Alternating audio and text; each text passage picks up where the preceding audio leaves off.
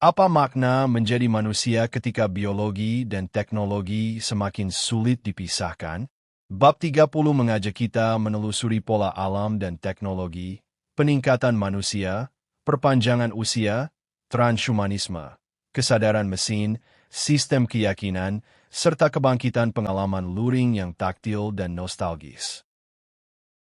Pertanyaan awalnya adalah apakah biologi dan teknologi benar-benar merupakan dua hal yang terpisah.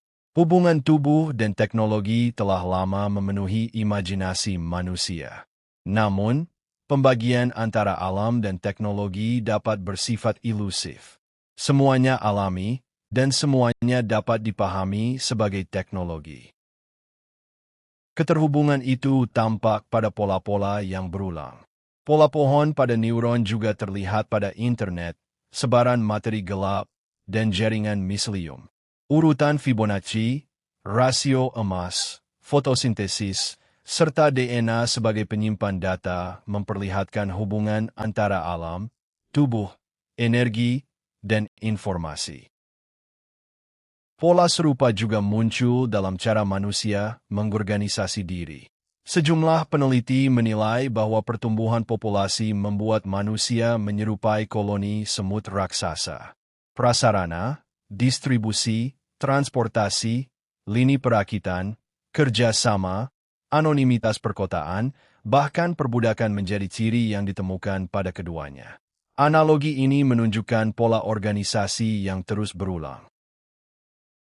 Keinginan meningkatkan kemampuan manusia bukanlah hal baru. Proses itu telah berlangsung sejak manusia pertama menggunakan alat. Kisah modifikasi fisik hadir dalam mitologi dan budaya kuno. Batu, tongkat, terapi gen, serta kecerdasan artifisial generatif berada dalam lintasan yang sama, keinginan mengubah kondisi manusia secara mendalam. Jika fantasi cyborg dipisahkan dari kenyataan, kita sebenarnya telah hidup dalam dunia sibernetik. Alat pacu jantung, kursi roda, kacamata, alat bantu dengar, dan lensa kontak menopang atau mengubah biologi. Identitas manusia modern telah dibentuk oleh teknologi yang kini tampak biasa. Perkembangan berikutnya bergerak melampaui teknologi kebugaran yang dikenakan, menuju teknologi yang ditanam dan ditelan. Pada persimpangan kecerdasan artifisial, biologi sintetis, dan rekayasa genetika, biologi manusia menjadi semakin dapat didefinisikan sendiri. Perubahan itu juga menyentuh panjang kehidupan. Sejak tahun 1950, rata-rata usia harapan hidup global meningkat 18 minggu setiap tahun. Namun, usia sehat tidak otomatis mengikuti panjang usia. Tujuan penelitian umur panjang bukan sekadar menambah tahun, melainkan memperpanjang masa hidup yang sehat dan vital.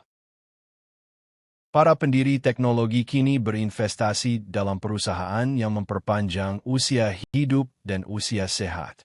Gagasan Aubrey de Grey tentang kecepatan lepas umur panjang menggambarkan masa depan ketika ilmu mampu memperpanjang usia lebih dari 1 tahun dalam setiap tahun.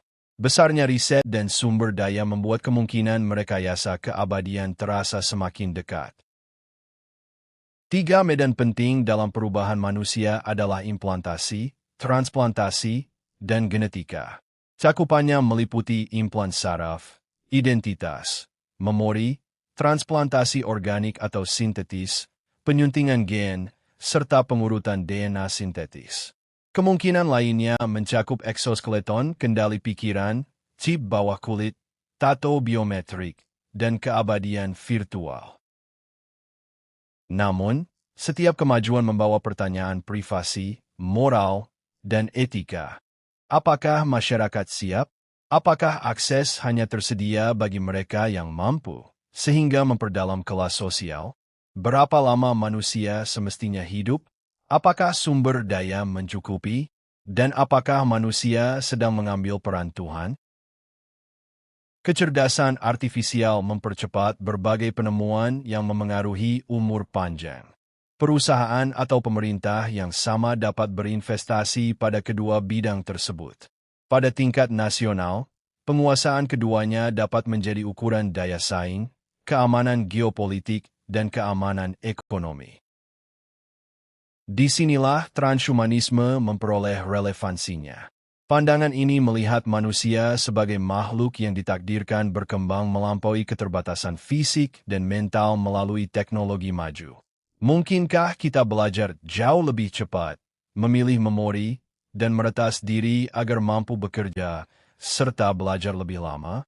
Dalam jangka dekat, peningkatan kognitif dapat meningkatkan produktivitas. Meski demikian, kesadaran tetap sulit diukur. Respons yang canggih tidak sama dengan pengalaman sadar. Sistem kecerdasan artifisial tidak memiliki pengalaman bertubuh yang khas manusia, sementara neuron biologis jauh lebih rumit daripada neuron berkode. Sebuah laporan tahun 2023 menyatakan bahwa belum ada sistem saat ini yang sadar. Jika suatu saat sistem sadar muncul, pertanyaannya akan menjadi jauh lebih rumit. Apakah sistem itu bertanggung jawab atas kesalahan? Apakah ia memperoleh hak seperti manusia? Bolehkah ia dimatikan? Para peneliti meminta riset yang lebih besar karena batas antara sistem sadar dan tidak sadar menyentuh etika, hukum, serta keselamatan. Metode penilaian mesin yang tervalidasi pun belum tersedia. Sementara itu, banyak orang sudah percaya bahwa mereka sedang berkomunikasi dengan makhluk sadar ketika berinteraksi dengan sistem percakapan. Kebutuhan untuk terhubung dan kecenderungan memanusiakan objek memperkuat keyakinan tersebut. Ketika sesuatu berbicara atau bertindak seperti makhluk hidup, manusia cenderung mempercayainya. Padahal, sistem generatif belum memiliki pemahaman menyeluruh seperti kecerdasan umum artifisial. Sebagian orang melihatnya sebagai langkah menuju sistem yang bekerja seperti manusia dan akhirnya melampaui kemampuan manusia. Singularitas adalah titik ketika kecerdasan tersebut mengungguli seluruh kemampuan manusia. Kita belum berada di sana. Salah satu jalan yang diusulkan menuju kecerdasan umum adalah kecerdasan artifisial bertubuh. Agen perlu memiliki wujud yang mendukung persepsi, tindakan, memori, dan pembelajaran. Mata serta telinga buatan memungkinkan sistem memperoleh data dari dunia nyata dan mengambil keputusan berdasarkan lingkungannya. Teknologi juga telah membentuk komunikasi, pekerjaan, sosialisasi, dan transaksi. Melalui mesin, jutaan pikiran dapat berhimpun untuk mencapai sesuatu yang dahulu memerlukan gerakan politik. Pertanyaannya kemudian, mungkinkah teknologi suatu hari melebur dengan manusia dan membentuk kesadaran hibrida? Perubahan itu bahkan memasuki ranah keyakinan. Kecerdasan artifisial hadir dalam layanan gereja daring, kitab suara, sistem percakapan keagamaan, serta ritual. Ask Yesus, yang kemudian bernama Meado, menarik sekitar 50.000 pengguna, termasuk 10.000 pengguna dari luar Korea Selatan. Jawabannya hadir dalam bentuk ayat, tafsir, dan doa. Robot dalam ritual Hindu telah memicu perdebatan di kalangan Hindu dan Buddha. Dikom, pemimpin agama tertarik menelaah teks Islam panjang dengan bantuan teknologi. Kemajuan dalam penciptaan kehidupan dari benda mati, fisika kuantum, dan penjelajahan angkasa juga dapat mengubah keyakinan mengenai asal manusia serta kehidupan. Namun, ketika manusia bergerak di antara dunia analog, digital, dan virtual, muncul arus tandingan. Keinginan untuk berinteraksi secara nyata dan taktil. Kerajinan, permainan papan, teka-teki, piringan hitam, polaroid, festival, serta konser kembali diminati.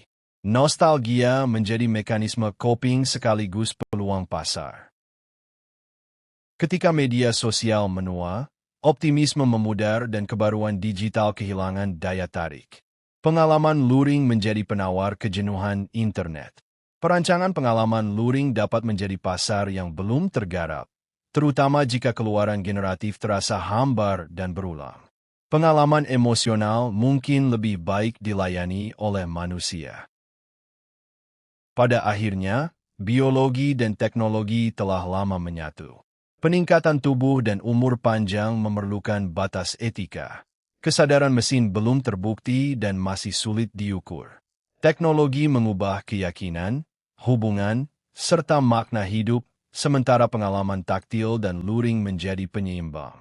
Pertanyaan terpentingnya adalah, apakah alat yang kita ciptakan membuat kita lebih manusiawi, atau justru kurang manusiawi?